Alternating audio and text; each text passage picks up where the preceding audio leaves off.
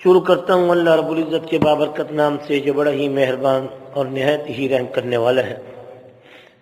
ارشاد باری تعالی ہے جس کا معنی و مفہوم ہے کہ اللہ رب العزت نے جیسے پچھلے تمام پیغمبروں کا خاص پیغمبروں کا ذکر اپنے حبیب سید المرسلین علیہ الصلوۃ والسلام سے کیا، ایسے ہی اب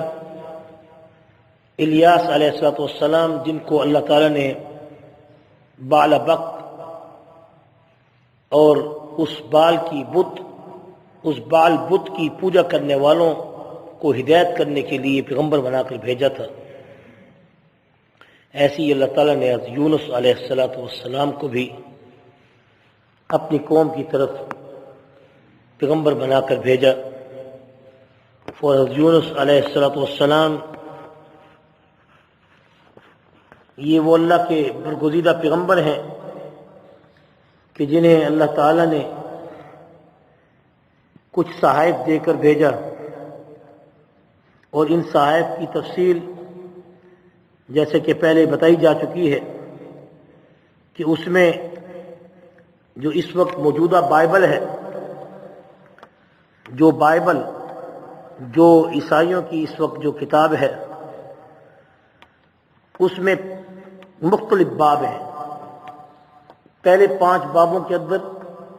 تورات کا ذکر ہے۔ تورات موسیٰ پر اتاری گئی تھی، تو موسیٰ کے کچھ احکام جو تھے وہ 5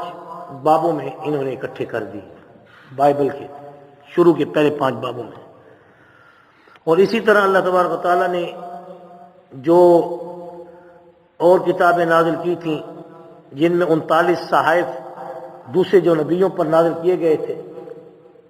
یہ اس بائبل کے اندر اس 5 بابوں کے بعد پھر یہ آگے یہ بھی رکھے گئے ہیں۔ اور اسی طرح اس میں کچھ زبور کا حصہ بھی داخل کیا گیا ہے۔ اور پھر جو اناجیل اربع ہے، جو اب عیسیٰ علیہ السلام پر انجیل اتاری گئی تھی، وہ ایک تھی، انہوں نے 4 انجیلیں بنا کر وہ بھی اس کے اندر اکٹھی کر دی۔ اور جو تورات کے 5 باب ہیں وہ بھی تحریف شدہ، یعنی اس کے اندر بھی امینڈمنٹ، وہ اپنی اصلی حالت میں نہیں رہے۔ اور ایسے ہی زبور کے وہ بھی اپنی اصلی حالت میں نہیں ہیں۔ اور اسی طرح جو 39 صحائف ہیں جو مختلف پیغمبروں میں جیسے یونس علیہ السلام پر صحائف اتارے گئے، وہ بھی تحریف شدہ اس کے اندر اکٹھے کر دیے گئے۔ اور اپنی کتاب جو اصل کتاب جو اللہ کے پاک پیغمبر حضرت عیسیٰ علیہ السلام پر انجیل کی شکل میں اتاری گئی تھی، جو بشارت تھی، اور ان میں بشارتیں تھیں، اس لیے اس کو انجیل کہتے ہیں۔ یہ بار بار بتایا جاتا ہے کہ انجیل کے معنی بشارت ہے۔ اور بشارت کس کی تھی؟ محبوب کریم سید المرسلین خاتم النبیین حضرت محمد الرسول اللہ صلی اللہ علیہ وسلم کی تھی۔ وہ بشارتیں نکال دی، اور اب اس وقت جو اصل کتاب ان کی وائٹ ہاؤس میں بھی موجود ہے، جس کو ان کے اپنے بڑوں کو بھی پڑھنے کی اجازت نہیں ہے، وہ برنباس ہے۔ برنباس ان کے پاس وہ کتاب، کچھ اصلی اوراق جن کو انہوں نے نکال لیا اور باقی کتاب کو تحریف کر کے پیش کر دیا، اس برنباس کو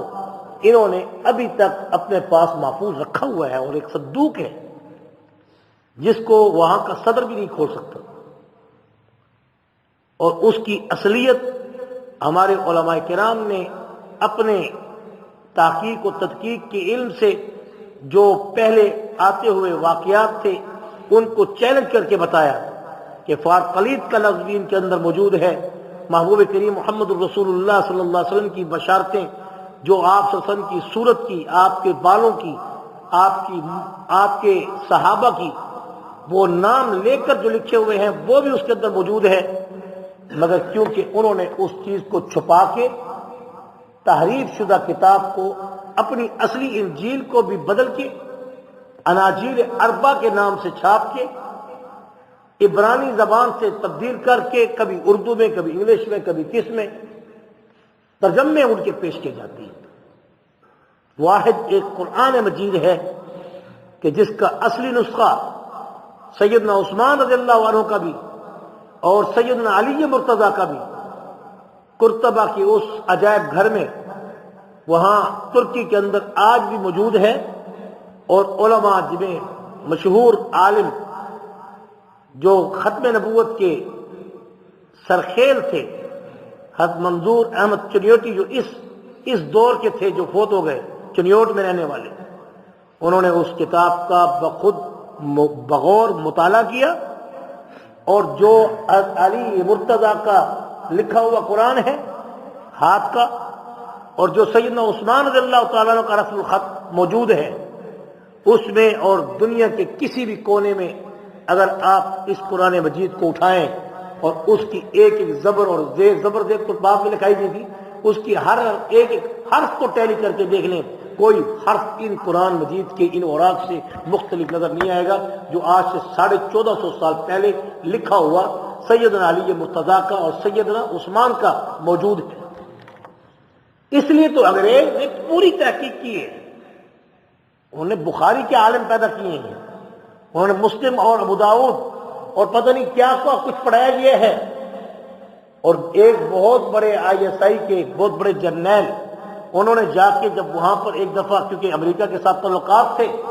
تو انہوں نے جا کے ایک بندے نے اس راز کو فاش کیا، اور یہ باقاعدہ آن دی ریکارڈ آپ کو نیٹ پہ ملے گا، اور انہوں نے جا کر وہاں معائنہ کیا تو دیکھا کہ مدرسہ ہے جس میں بڑی بڑی داڑیاں ہیں، پگڑیاں ہیں، اور بڑا زبردست نظام ہے، عربی، فارسی، انگلش، اردو، مختلف زبانوں پر عبور رکھنے والے ماہر علماء، جن کی شکلیں بھی علماء کی طرح۔ آج حال ہی میں، یہ تو بہت دور کی بات ہے، ادھر کی بات کریں، تمہارے آپ کے لاہور میں، آپ کے وزیرستان کے علاقے میں کہ کیا کچھ نہیں ہوا، اور ان شکلوں میں مسلمانوں کو یعنی نام کے یعنی شکلوں کے طور پہ پیش کر کے ان سے کام لیے گئے۔ جب ان سے پوچھا گیا آپ جانتے ہیں یہ آپ کے علماء ہیں، کوئی ان میں یہودی تھے اور اکثریت ان میں یہودی تھے، جو ہمارے ہی قرآن